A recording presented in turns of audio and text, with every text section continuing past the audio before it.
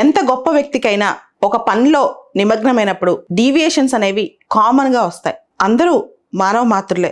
Deviations అనేవి సహజం. అంటే ఒక పని చేసేటప్పుడు దాని మీద ఫోకస్ పోవటము, ఇంకో దాని మీద ఫోకస్ అవటము ప్రతి ఒక్కరికి జరుగుతూనే ఉంటుంది. ఇలా జరిగినప్పుడు చాలా మంది మనకు సలహాలు ఇస్తుంటారు, మనం కూడా ఆలోచిస్తూ ఉంటాం.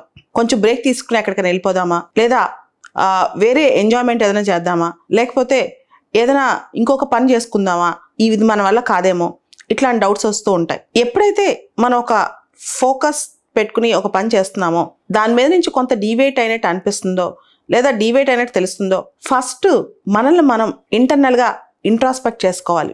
ముందు మనం చేయాల్సిన పని అది. అంతేగాని అది అంతా పక్కన పెట్టి ఒక బ్రేక్ తీసేసుకోకూడదు. ముందు మనల్ని మనం ఇంట్రాస్పెక్ట్ చేసుకోవాలి. మనం ఎక్కడ డివేట్ అవుతున్నాం, ఎంతవరకు డివేట్ అవుతున్నాం, మనం చేసే డివేషన్ కరెక్టా తప్పా అని.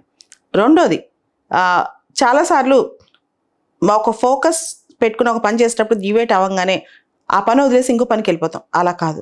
మనం ఏదైతే మెయిన్ లక్ష్యంగా పెట్టుకున్నామో, మెయిన్ పనిగా పెట్టుకున్నామో దాని మీదే మనసా వాచా కర్మణ మన శక్తి అంతా నిమగ్నమై ఉండాలి. మూడోది, అన్నిటికన్నా ముఖ్యమైనది, అసలు మనల్ని మనం వెతుక్కుని వెనక్కి తెచ్చుకోవాలి. అంటే మనం ఏ పర్పస్తో లైఫ్ని మొదలెట్టాం, ఏ పర్పస్తో ఒక గోల్ అనుకున్నాం, దాన్ని పోగొట్టుకున్నప్పుడు వెంటనే మనం ఇంట్రాస్పెక్ట్ చేసుకుని మనల్ని ఎక్కడ కోల్పోయామని ఆలోచించుకోవాలి.